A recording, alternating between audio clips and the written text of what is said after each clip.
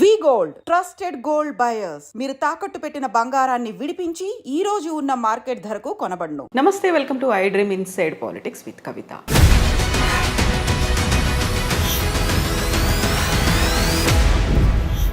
అక్రమంగా అమెరికాలో చొరబడ్డటువంటి వలసవాదుల్ని చేతులకి కాళ్ళకి సంకెళ్ళు వేసి మిలిటరీ విమానంలో పంపించేస్తోంది అమెరికా. అందులోనూ మన భారతీయులు కూడా ఉన్నారు. అయితే దీనిపై విపరీతమైనటువంటి విమర్శలు, వివాదాలు మొదలైపోయాయి. ఈ నేపథ్యంలోనే ప్రధానమంత్రి నరేంద్ర మోదీ 12-13 తారీఖుల్లో అమెరికాలో పర్యటించబోతున్నారు. పరిస్థితుల్లో ఏమైనా మార్పు వస్తుందా? ఏం జరగబోతోంది? మనతో పాటుగా ఉన్నారు డాక్టర్ జయప్రకాష్ నారాయణ గారు. సార్ నమస్తే. నమస్తే కవిత. సార్, గతంలోనే మనం మాట్లాడుకున్నాం, ట్రంప్కి ఒక సిద్ధాంతం అనేది లేదు, తను ఏది పట్టుబడితే అది చేసేస్తారు అనేది. నిజంగా ఇంతమంది వలసదారులు వచ్చారు, అందులోనూ మెక్సికో, ఎల్ సాల్వడార్ తర్వాత భారతీయులు అత్యధికంగా ఉన్నారు అనుకున్నప్పుడు వాళ్ళని కూడా పంపించడం అనేది కొంచెమన్నా వాళ్ళని ఒక మర్యాదపూర్వకంగా గౌరవంగా చూడలేదు. ఎందుకు కాళ్ళకి చేతులకు బేడీలు వేసి ఎందుకు పంపిస్తున్నారు అనే మాట సార్ ఎలా చూస్తున్నారు మీరు? మన కోణ నుంచి చూస్తే పాపం ఏదో బతుకు తెరువు కోసం పోయారు, వాళ్ళని పంపించేటప్పుడు ఇంత అవమానించి పంపించాలని మనకు అనిపిస్తుంది. సహజం, అది సహజంగా దేశంలో కొంత ఆవేదన ఉంటుంది. కానీ ఇంకో కోణం నుంచి చూడండి మీరు, అక్రమంగా వెళ్ళిన వాళ్ళు అంటే నేరస్తులు, ఏదో అన్ని వేసాలుండి అక్కడ చిన్న చిన్న పొరపాటు జరిగిన వాళ్ళు కాదు. లక్షల రూపాయలు ఈ మాఫియాకి, ఏది అక్కడ ట్రాఫికింగ్ దళారులకి ఇచ్చి వెళ్ళిన వాళ్ళు. నిరుపేదలు కూడా కాదు. 30-40 లక్షల రూపాయలు ఎవరు ఖర్చు పెట్టగలరు? అది ఒకటి. రెండోది, మన విమానాల్లో వాళ్ళని తీసుకొస్తే మన దేశానికి పద్ధతి వేరు. వాళ్ళ విమానాల్లో వాళ్ళు పంపిస్తున్నారు, ఎవరు ఒకళ్ళని కాదు. ఆ ప్లేన్లో ఉన్న వాళ్ళంతా ఇలా వచ్చిన వాళ్ళే. వాళ్ళు చాలా డెస్పరేట్ అయిపోయారు అనుకోండి. డెస్పరేషన్తో వెళ్ళింది అక్కడికి. విమానాన్ని మధ్యలో హైజాక్ చేశారనుకోండి, వీళ్ళందరూ ప్రయాణికులు అందరూ కలిసిపోయి హైజాక్ చేసేదో దాష్టికానికి పాల్పడాలనుకోండి, అప్పుడు ఏమవుతుంది? వాళ్ళని అడిగితే వాళ్ళు ఆ మాట చెప్తారు. ఎందుకంటే మొత్తం విమానంలో కొన్ని సినిమాల్లో మీరు చూసుంటారు, నేరస్తుల్ని, జైళ్ళకి వెళ్ళిన వాళ్ళని విమానాల్లో తరలిస్తుంటే వాళ్ళంతా హైజాక్ చేయటం అలాంటి సినిమాలు నాటకీయంగా అనిపించవచ్చు. కానీ విమానంలో ప్రయాణికులు అందరూ కూడా నేరస్తులైనప్పుడు, వాళ్ళ దృష్టిలో చాలా ఫ్రస్ట్రేషన్లో, చాలా డెస్పరేట్గా ఉన్నప్పుడు వాళ్ళందరూ కలిసి విమానంలో వెళ్తున్నారు, రైల్లో వెళ్ళట్లా, బస్సులో వెళ్ళట్లా.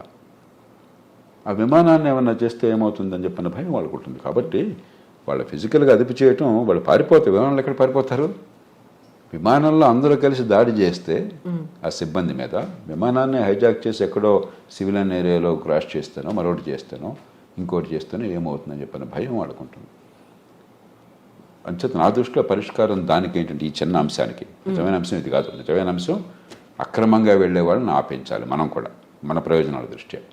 సక్రమంగా వెళ్ళే వాళ్ళకి నైపుణ్యంతో డాక్యుమెంట్స్ వెళ్ళే వాళ్ళకి ఇబ్బందులు లేకుండా ఉండేట్టుగా మనం వాళ్ళతో కూర్చొని ఏర్పాటు చేసుకోవాలి. అది నిజమైన అంశం. మధ్యలో ఈ కొన్నాళ్ళకి మందేస్తే ఉన్నాళ్ళు గుడిపోయినట్టుగా ఈ చిన్న అంశం మొత్తం చర్చలు పక్కన పట్టిస్తుంది. కానీ దీనికి నా దృష్టిలో పరిష్కారం, మీరు మీ విమానాల్లో గౌరవంగా మాకు దగ్గర తీసుకోండి అని చెప్పంటే దొరకదు. ఈ ప్రశ్న సమాధానం మన దగ్గర లేదు. మనం హామీ ఇవ్వగలమా? విమానంలో కూర్చునే వాళ్ళంతా కూడా ఏ రకంగా లేకుండా చాలా మర్యాదగా ఉంటారని.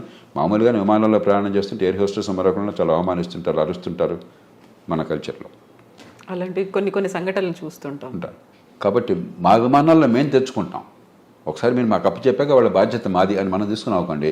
మనం సంఖ్యలు వేస్తామో వేయకుండా ఉంటామో అంత మన బాధ. అప్పుడు గొడవ లేదు. అలా పరిష్కారం ఆలోచించాలి తప్ప ఇది భారత్ను అమెరికాకి మధ్య యుద్ధంగా ఈ విషయాన్ని భావించకూడదు. ఉద్రేకంతో మనం సాల్వ్ చేయాలి. అవతల వాళ్ళ బాధ కూడా గురించి. మన దేశం నుంచి ఉదాహరణకి పాకిస్తాన్కు మరో దేశంలో నేరస్తుని మనం పంపించాం.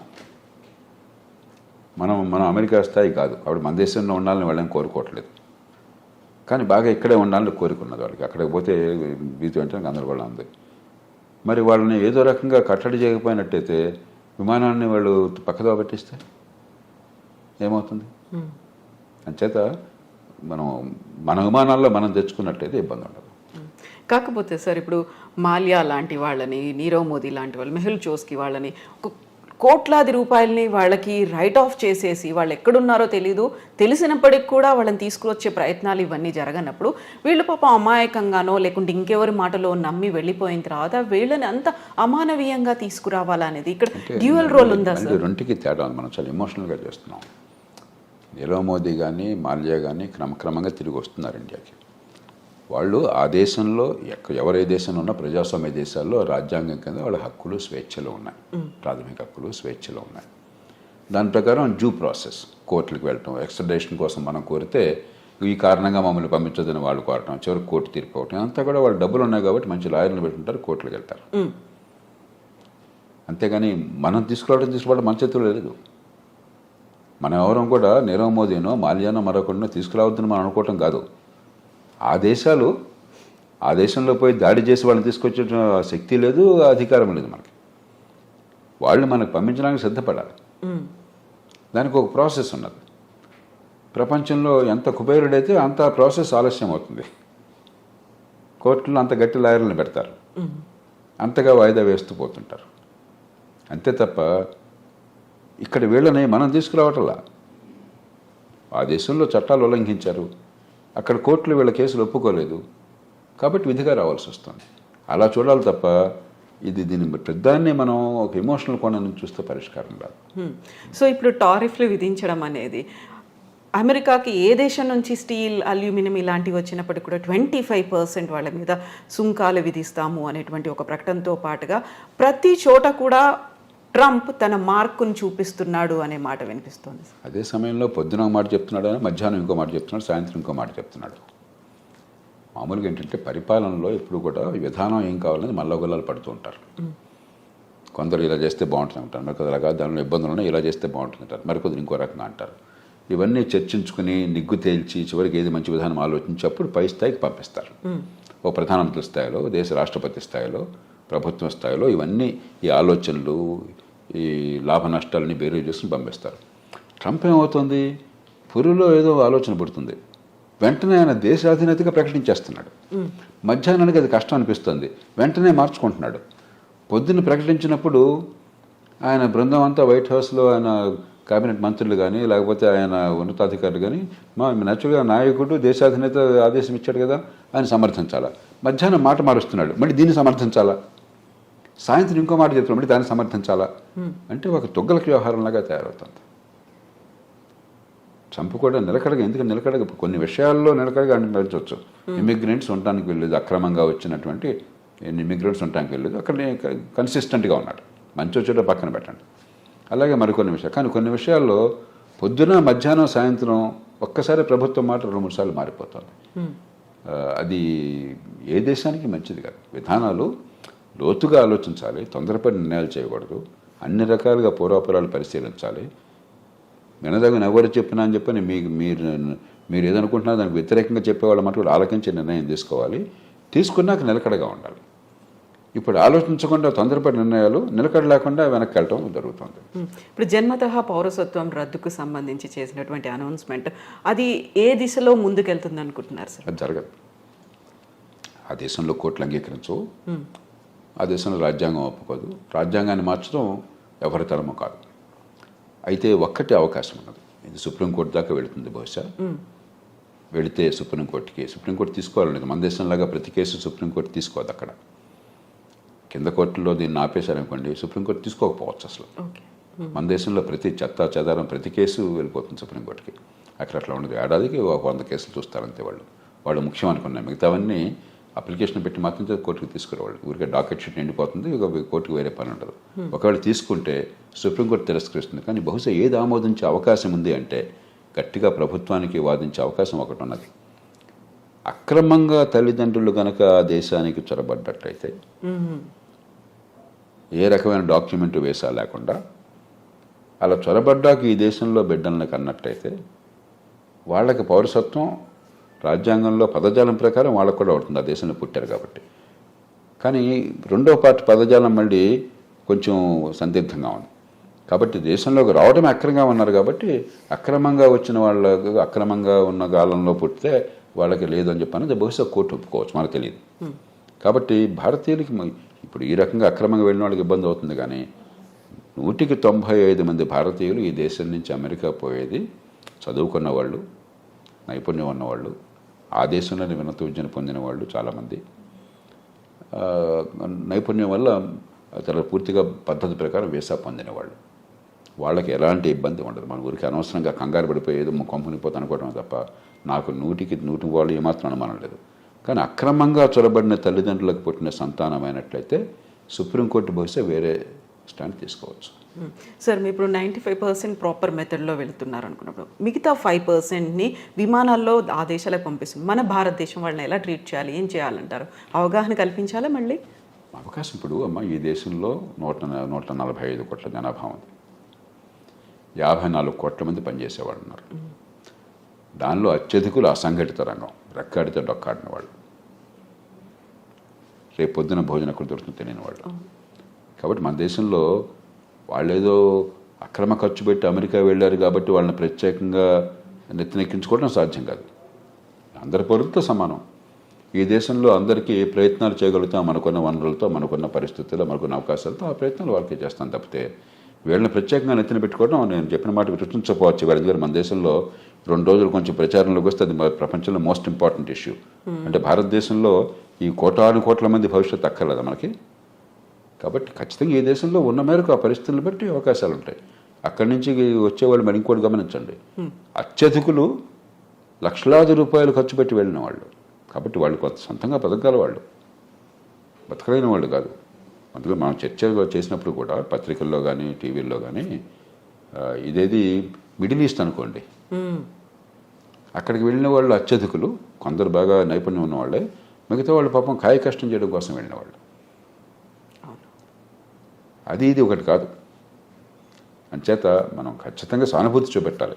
అంతేగాని మిగతా అన్ని వదిలేసి వీళ్ళ కోసం ప్రత్యేకంగా ప్రభుత్వాలు చేయమంటే మిగతా ప్రజలంతా ఏంటి?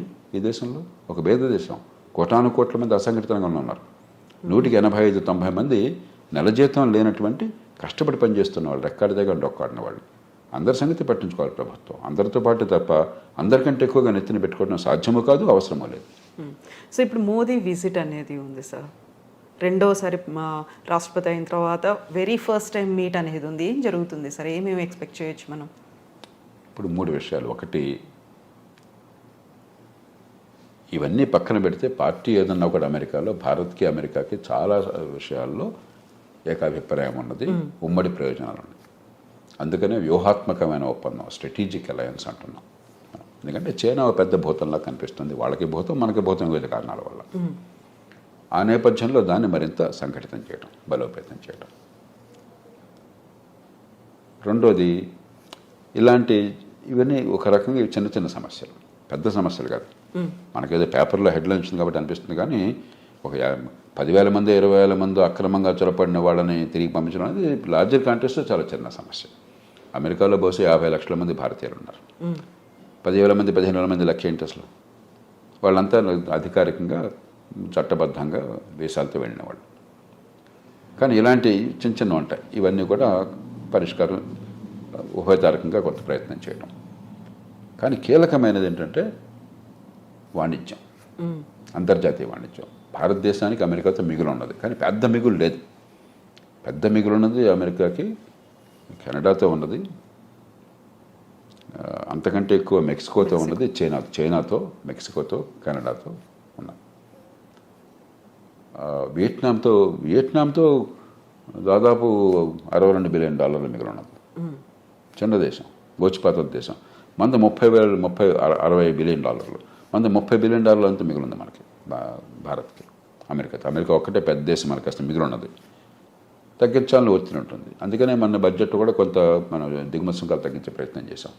ఉభయతారకంగా ఆయన మనసును గుర్తిరిగి కాస్త ఆయన్ని ప్రసన్నం చేసుకోవటం, అదే మన ప్రయోజనాలను కాపాడుకోవటం. మనం నష్టపోకూడదు. అవతల వాళ్ళకి మీరు అంత భీష్మించి కూర్చున్నప్పుడు వాళ్ళకి ఏదో కొన్ని చూపెట్టాలి. కాబట్టి వాణిజ్యం విషయంలో ఏం చేయాలి? ఈ 3 ప్రధానమైన అంశాలు అవుతాయి చర్చలో.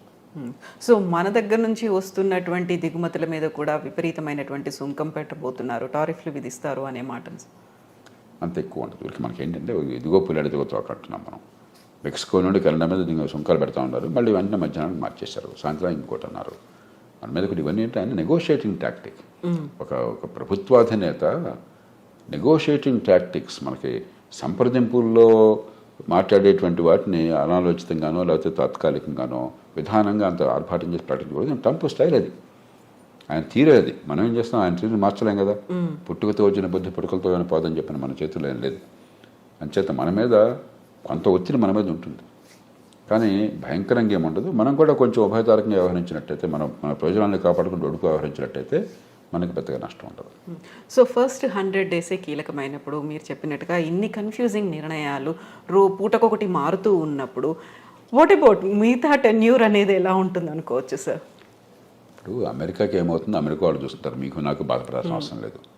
ప్రపంచానికి ఏమవుతుందని ఆలోచించాలి. ఏమవుతుందంటే అమెరికా తిరుగులేని నాయకత్వం ఉన్న దేశం, ఆర్థికంగా కానీ సైనిక పరంగా కానీ ప్రపంచంలో కాస్త ఏమనాలి, ఒక కోఆర్డినేషన్, కొన్ని మౌలిక సూత్రాలు, కొన్ని మౌలికమైనటువంటి పద్ధతులు, అంతర్జాతీయ వాణిజ్యం కావచ్చు, మరొకటి కావచ్చు, ఇలాంటి విషయాల్లో అమెరికా ఒక పెద్ద పాత్ర వహిస్తోంది. అమెరికా ఆదర్శంగా ఉంటుంది. అది క్రమేణా పలచబడుతుంది ఇది కొనసాగితే. రెండవది, నిలకడలేని విధానాలు, పురుల్లో బుద్ధి పుట్టినట్టు ఏది పడితే అది తుక్కలకు విధానాలు కనిపిస్తుంటే మళ్ళీ మళ్ళీ అంతర్జాతీయ సమాజంలో అమెరికా నాయకత్వం తగ్గి చైనా గొప్ప దేశంగా అనిపిస్తుంది. వాళ్ళతో పోలిస్తే వీళ్ళు ఉన్నారు, కాస్త పద్ధతి ఉంది, నిలకడ ఉందని చెప్పని. కాబట్టి ట్రంప్ కానీ ఆయన బృందం కానీ కొద్దిగా ఉభయతారకంగా వ్యవహరించకపోయినట్టయితే అమెరికా బలహీనపడి, అమెరికా నాయకత్వం బలహీనపడి చైనా నాయకత్వం పెరిగే అవకాశం ఉంది. భారతదేశానికి ఏనాడైనా సరే ఈ రెంటి మధ్య అమెరికా మేలు మనకి, మనం ఉన్న పరిస్థితుల్లో. కాబట్టి అది కొంచెం దీర్ఘకాలికంగా మనకు కొంత ఇబ్బంది ఉన్నది. కానీ ఇక అమెరికా అది కోరుకుంటే మనం ఏం చేయగలం, చూద్దాం ఏమవుతుంది. సో అప్పుడు మన దౌత్య వ్యవహారాలు కానీ మనం చేసేటువంటి ప్రయత్నాలు కానీ ఏమన్నా మార్పు తెచ్చే అవకాశం ఉందంట. అందుకనే ఇప్పుడు మనం చాలా జాగ్రత్తగా వ్యవహరిస్తున్నాం. పార్టీ ఏదైనా కూడా ఢిల్లీలో అధికారంలో ఉన్న పార్టీ అమెరికాతో మైత్రి సంబంధాలు మనకు తగ్గటం లేదు. అక్కడ ఏ పార్టీ ఉన్నా, మన దేశంలో ఏ పార్టీ ఉన్నా కూడా యూరప్తో సంబంధాలు మనం తగ్గించుకోవటం లేదు. చైనాని మనం శత్రువుగా తీసుకోవటం లేదు. సరిహద్దుల దగ్గర ఏమన్నా దాడి చేస్తే వాడు గట్టిగా ఎదురు తిప్పుతున్నాను తప్పితే చైనాని శత్రువు చూడలేదు. మనం చాలా సమావేశాల్లో చైనాతో కలిసి పనిచేస్తున్నాం. ఇదే సరే. అలాగే రష్యా ఎన్ని ఇబ్బందులు పెడుతున్నా కూడా యుక్రెయిన్ని మన రష్యాతో వైరం పెట్టుకోవట్లా, ఇరాన్తో వైరం పెట్టుకోవట్లా. ఇది సరైన పద్ధతి. మన ప్రయోజనాలు మనకు ముఖ్యం తప్ప అమెరికా ఏం కోరింది, యూరోప్ ఏం కోరిందో మనకు ముఖ్యం కాదు. వాళ్ళకి నొప్పించకుండా, మనకి తానవ్వక నొప్పింపక మన ప్రయోజనాలను కాపాడుకోవాలి. నా దృష్టిలో మన ప్రభుత్వాలు చిత్తశుద్ధితో ఆ ప్రయత్నాలనే చేస్తున్నాయి. అవి కొనసాగించాలి.